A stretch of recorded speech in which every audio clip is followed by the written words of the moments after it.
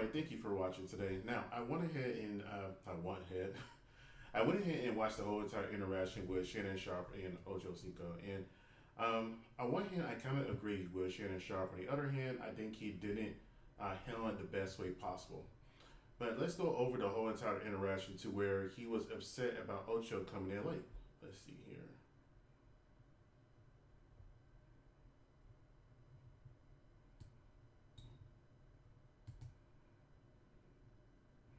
That's what I'm looking for.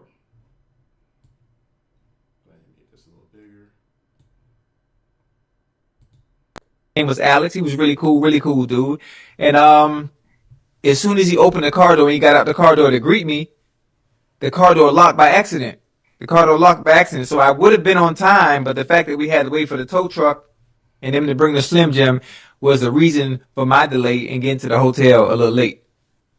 But I'm here now. I'm here Let me now. ask you a question. So when you go to ESPN, you have people pick you up from the airport? Yeah. No, you don't. When you do inside the NFL, you have people pick you up from the airport? Yeah. How does he know? I'm just curious. How does he know? At the beginning, yeah. No, you don't. Uh, so I'm just trying to figure out why with your show would you choose to take that route when you don't take that route for ESPN But and I inside the do. NFL? I wasn't lying. I'm dead serious. When I Uh, fly into Philly, I have somebody pick me up from Philly. When I fly into New York, I have somebody pick me up from New York. I'm serious. And back, hold that on, ain't what they told me. I just talked hold to on. Listen, ESPN. Who is day? Is he checking up on him, stalking him? I don't understand that statement. to me now. Travel. It's documented. It's documented. I'm just telling you, But all Ocho, you I'm have just to telling you do is what they just were search told my me. tweets. I've been doing it the past 15 years. I always do this. I'm not saying Yes, that. sir. Talk But to me now. Ocho, Right, again, Ocho, this is right, part of right, your right, show. right. Why would you be late? Why would you run the risk of being Well, I late to didn't want your to be show? late. I just told you what happened. I would have been on time. But due to unfortunate circumstances of him locking the keys in his car, which I documented, I was just a little late. I went, Why don't You know, the crazy part about this is to me that he did went ahead and show video evidence of what happened. And like he said, this is his own show. So I would think he would have some long leeway of his own show. I mean, what he's supposed to do? Turn to Superman and fly to the studio or the hotel, excuse me, to go ahead and start filming? That doesn't make any sense. I understand being hard with your coworker and trying to hold them accountable, but this is something that should have been done on live in front of everybody because it really seems like you're trying to sun him instead of help him. Yes, you could be upset. Yes, you could be annoyed. I understand that sometimes when you are upset with somebody, you want to address it right there, so you go ahead and move forward. However, though, the optics of it is that you're trying to talk down to another grown man who's a very disciplined man because Ocho is an amazing athlete, and you can't beat that without having some form of discipline in that area. Plus, he's also starting his own brands of cigars and things of that nature. So obviously, he has a business mindset. Obviously, he can do the work, and he has put in the work, and he's very entertaining. you, Ocho? Why don't you just have the people that you're working for just have them to I don't book you like a car car service. service? I don't like car It's service. okay. I don't like how them people they be mean and they be bougie. I don't like they be in suits and ties and shit. That don't make me comfortable.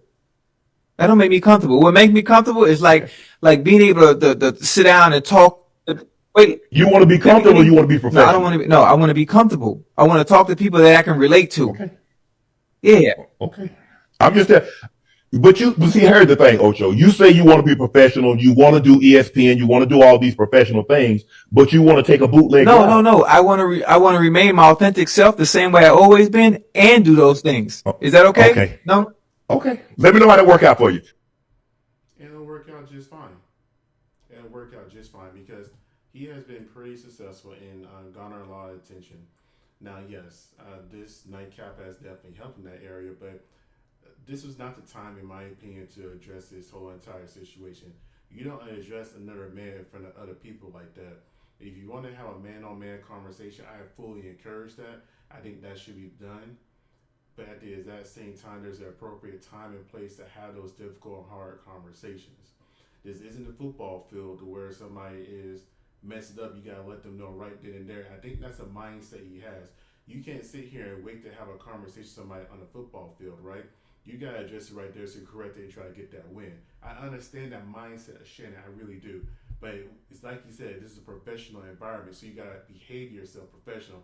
And this isn't the only time during this interview or this show, Nightcap, that he was not being the most professional version of himself. He let his emotions get the best of him, and now he's pretty much a viral internet meme because of it. But I just kind of want to know what you guys think if you're watching this. What would you think, or how would you feel if this happened? Me personally, I'm closer in age to Shannon Sharpe than I am to like Gen Z. I guess you could say, or I can relate better. So I can understand having those difficult conversations and want things addressed right then and there. Like, hey, this is what it is. We got to get it done. Let's move on. Get your feelings out of it. Let's go ahead and come together and make this money. However, there's a time and place, and he chose the wrong time and place. You don't do this on an international stage because YouTube is an international stage. It is his show. You talk to him like he's your employee instead of your co-host. Like he said, that's his show. So if that's his show, and he has a history of being late, he has a history of being unprofessional, that's fine. But let's be real here. People like watching Ocho because he is his own authentic self. Even though he likes to play around, goof around, he's very in tune, he's very professional, but he just likes to be himself. And if you guys are going to go to these platforms and try to get your own show or deal like Cameron and Mace did, then you guys stick to how your own self. They got their deals because they're just their own authentic selves. So Ocho doing that is going to help you get that. I mean, I still do like watching. Like, I like seeing them goof around, joke around. Just being men. You rarely see that anymore. This unapologetic, just be men. But you gotta learn how to show up. Just like you want to be more professional, you gotta learn how to switch your tone and wait. That's just what it is. Anyways, he did go ahead and address the issue. So let's go ahead and get that pulled up too. Before we get started, Ocho, there's some things that I want to address. Last night we had a situation for the technical difficulties. I don't know if it's me or if it's on the other end, but I promise you that won't happen again. Guys, please make sure you do us a favor. Go check out Shea by La Portier. If Shea is not in the state or a city near you, you can order it and it comes. Guys, damn it! Now keep in mind, that's a good stop pause right there. Anyways, and keep in mind, he was talking about Ocho being late and being unprofessional. Right here is very unprofessional. You can't do that at ESPN. You can't do that at all the other places he was saying earlier, right? You can't be a hypocrite. You can't. If you want somebody professional, you gotta show that same example every single time. 2 hours later. Everything is like in my computer. It's a little different for me here in the studio, my studio, compared to you at home. Everything is linked.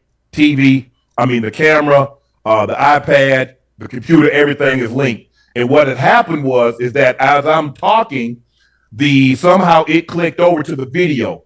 So that's what I was hearing playing back in my ear. So it wasn't anything. It wasn't like a malfunction. Somehow the audio had clicked on the video that was playing. So I could hear that back in my ear. So that was nothing that people back back at in the studio was doing. That was no fault of their own. That was just something that it just all of a sudden happened, and it just took us a minute to figure out. We troubleshoot after we got off the show, and we got it figured out. That won't happen again. You gotta be careful with saying things won't happen again. You can't control everything. I can assure you of that. Other technical difficulties might arise, but that won't happen.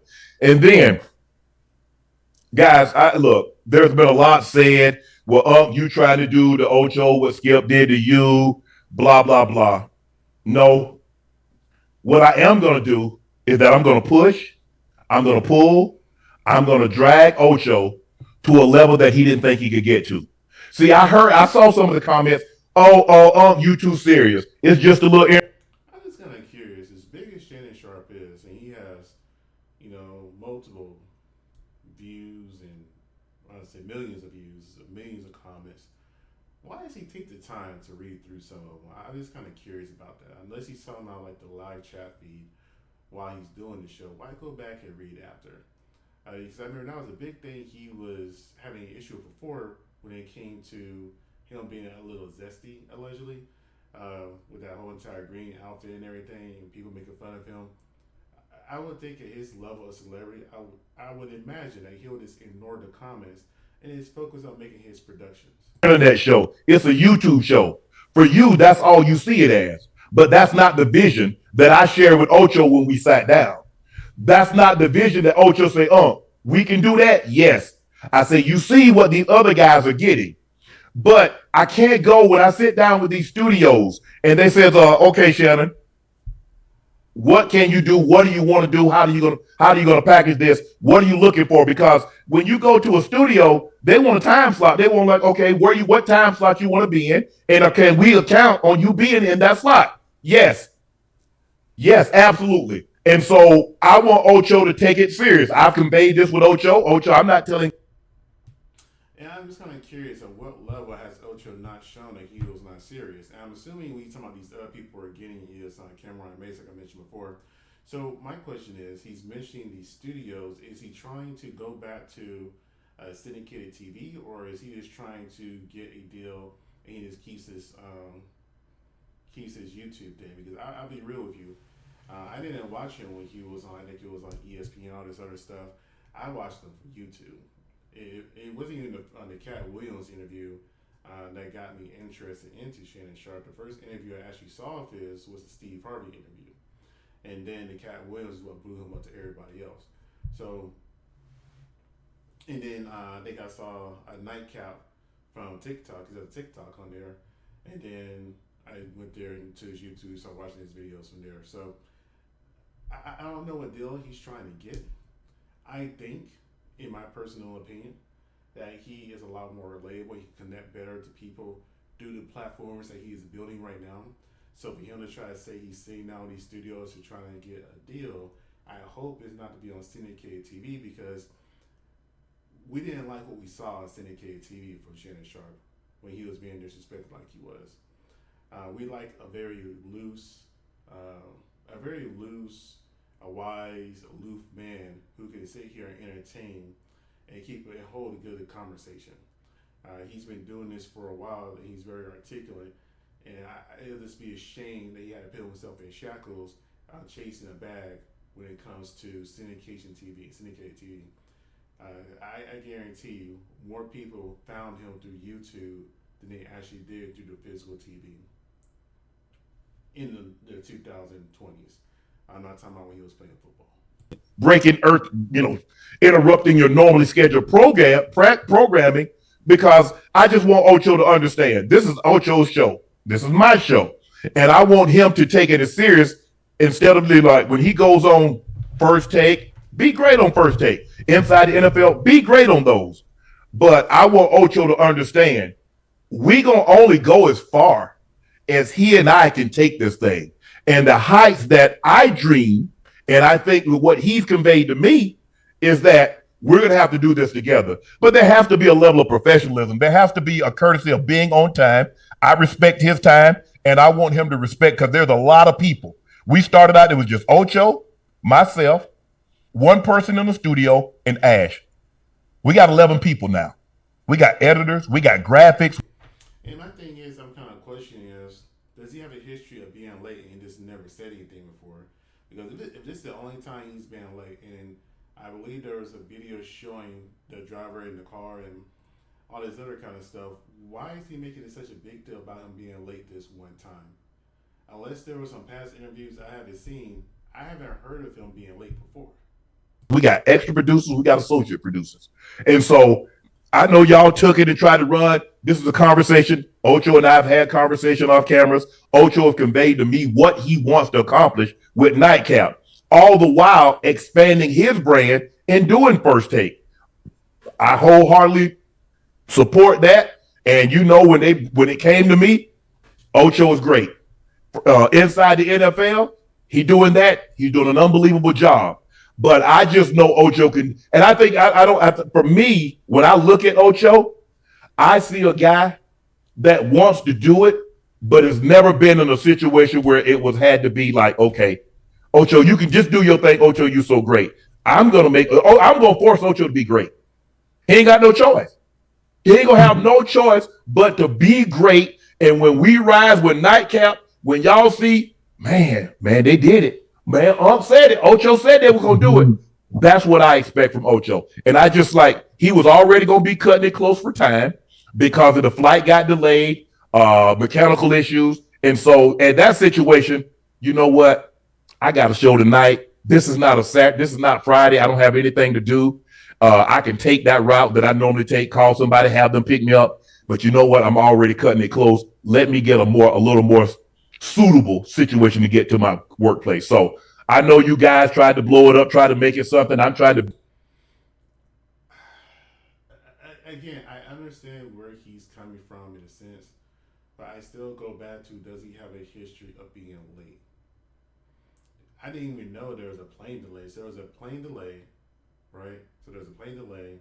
There's mechanical issues. So it was just a bad day where things just kind of happened that made him kind of late.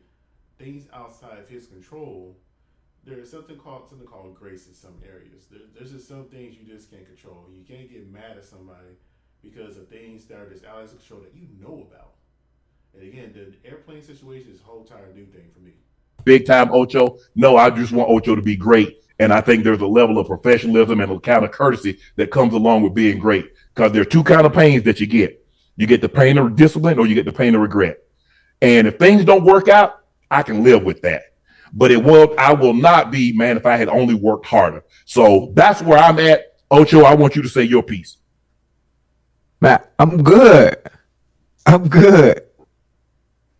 Well, we good. You know that. I don't pay them people no mind. And I'm gonna always be me. I'm always be me. I'm gonna always be successful. I always have been. You have your way of doing things. I have my way of doing things. You know, that's it. We gonna be successful no matter what. I always remain my authentic self. I've been a little bit, but I ain't gonna been too much where I have to change who I am. So that kind of makes me curious. What did he expect him to do? And that's the thing I'm not understanding myself. What did you expect him to do? You knew that he had issues getting into his hotel to make the show. It wasn't anything blindsided. Again, he told us about the airplane. There was video evidence of the whole entire car situation or the cab or whatever he was trying to take in. What else could he have done in that situation to make it there on time?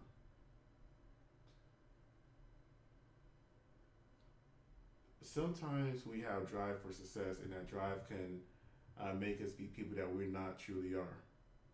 It can make us to be or perceived to be a person that can be very cruel. I understand discipline. I understand hard work.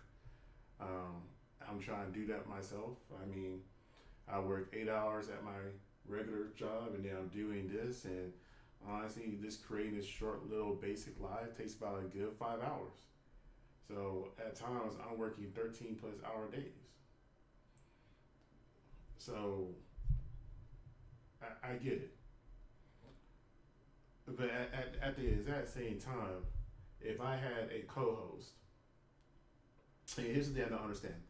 If I had a co-host and I knew that he was running late, I knew things were going on, and I have experience sitting here, being on all these nationally syndicated TV shows. I have a reputation for knowing how to clown around and telling jokes.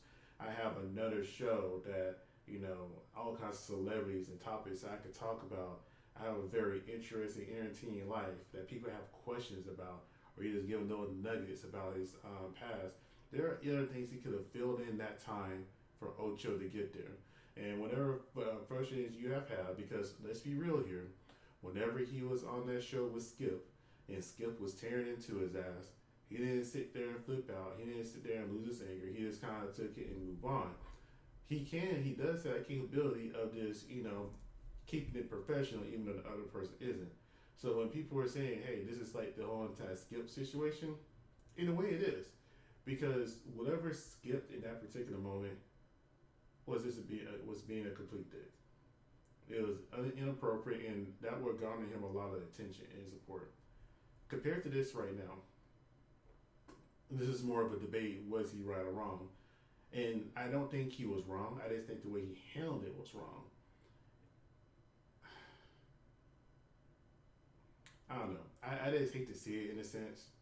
Like I said, I'm a little bit torn because I 100% agree with his mindset. I just disagree with his delivery on a live show. That's the part I disagree with. He could have had that exact same energy and tone when the cameras turned off.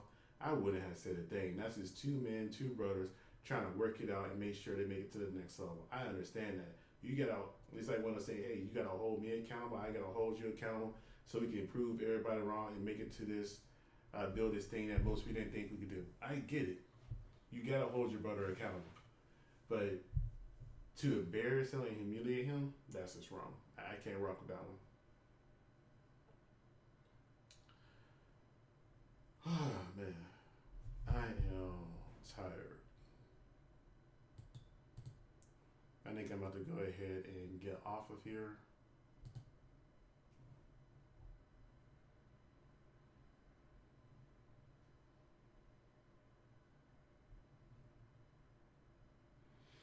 Yeah, I think I've been on here long enough. Plus, I want to get into my next topic. So if you made it this far, if you haven't subscribed, go ahead and subscribe. Like, I appreciate it. Thank you for watching. Hope you guys have a great night.